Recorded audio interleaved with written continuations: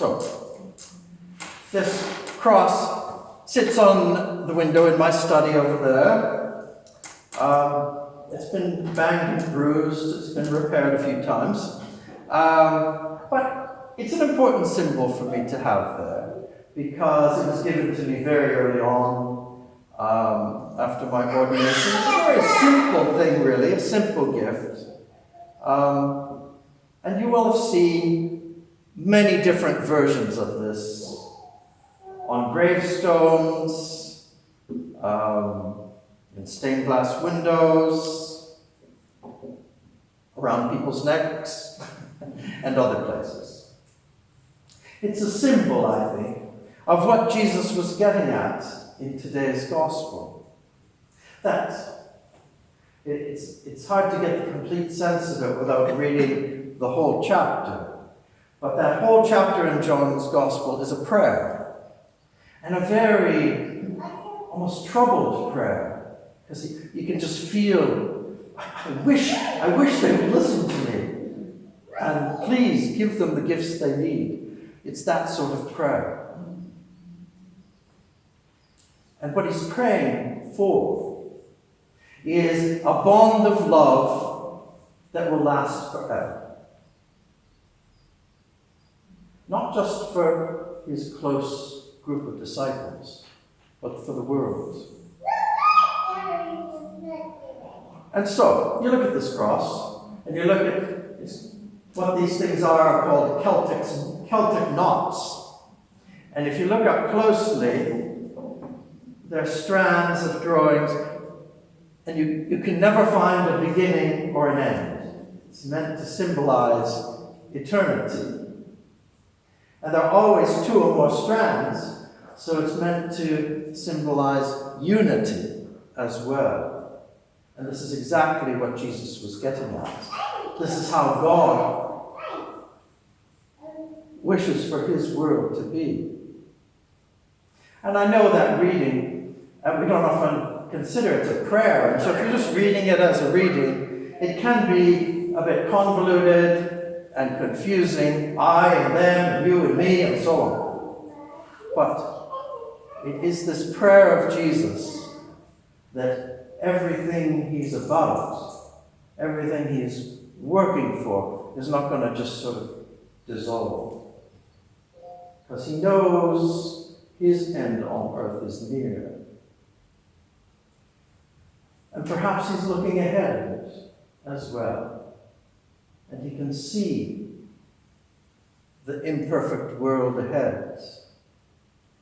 And even more tragic, the imperfect church, who once it gets established, will have its divisions, and each church will go its own way. And we know how that happens. I and the Father are one, he recalls. His desire is that we, his disciples first of all, but all of us, become part of that unity and represent it in some way. And we understand the concept. That's the way we should be. That's the way we should conduct all our relationships. We should love one another, but sometimes we choose not to. And people choose far often to be divided rather than unified.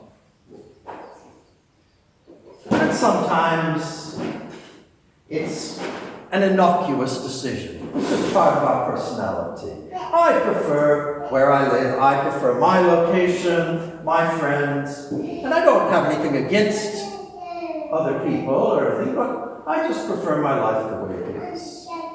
I prefer my community, my church, my style of worship. No malice against anyone or anything else. But,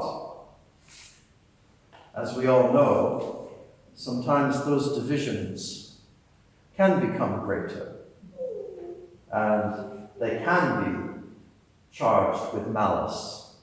And that's the danger of always being divided. Sometimes divisions are weightier, and cruel proclamations are made. You do not belong here. Or in your church, it does not follow the gospel faith. Gospel faith often being defined by one's own interpretation and prejudice rather than beliefs we need to share as a Christian. So in the church, we have these banners we live under: conservative, liberal, Protestant, Catholic, Orthodox, Pentecostal, and often we're very proud of our corner of that world.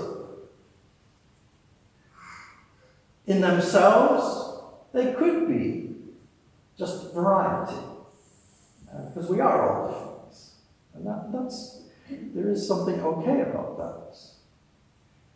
But we can be careless as well.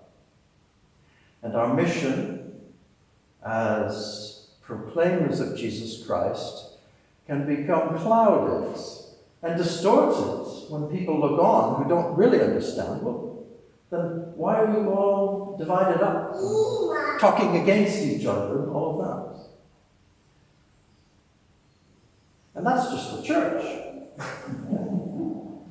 We have the world around us, and we're probably not going to solve the political divisions in the world. But we are called, I think, as Christians, to provide an alternative way of living. At least try to. We need to abandon or reduce what divides us.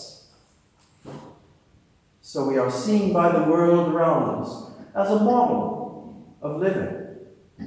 This is how people should live together. That's what the church is about. Having said all of that, this is not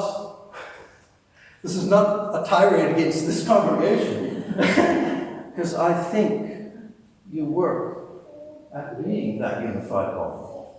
And I feel it and sense it. No one's perfect, but I think we do strive to do that. And we reach out to other churches around and provide that unity where we can as well. A beautiful service on Thursday night here, which showed some of that unity of the churches gathering together. And as some of you, I wasn't here last week, of course, and I wasn't in the Bahamas, as someone suggested. But I was at Walker Parish.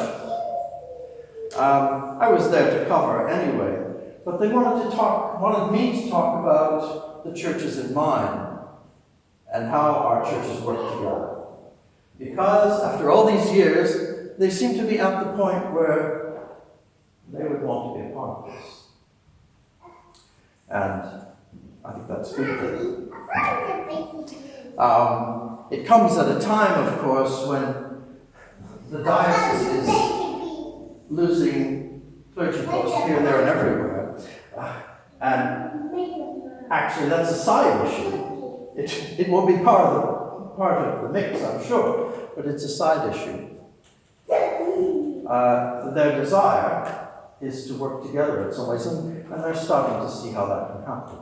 And so I just want to tell you what I've told them, so you know that this is in the works, and it'll probably move pretty quickly, actually. So we will be calling people together to have discussions and think about how this might work. But it can be, I think, yet another good example of how we will work together. So, I guess I ask you to ponder and imagine what this unity amongst our local churches will look like. And what are some of the things we can do in this area that are not being done right now by Walker Parish joining us.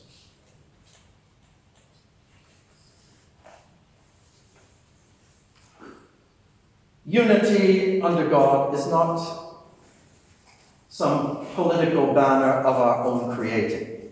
It comes from the gospel. And we don't aspire to unity because it's more efficient or it's more financially stable or whatever.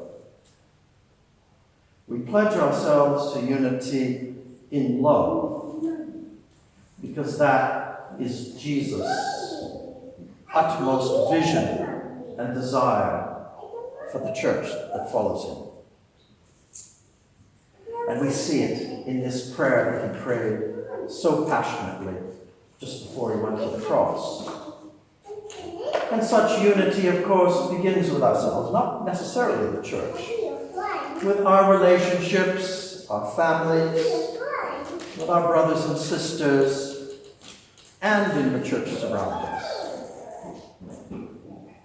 And in our preparations to meet those people we don't yet know, and to be ready to welcome and invite them in.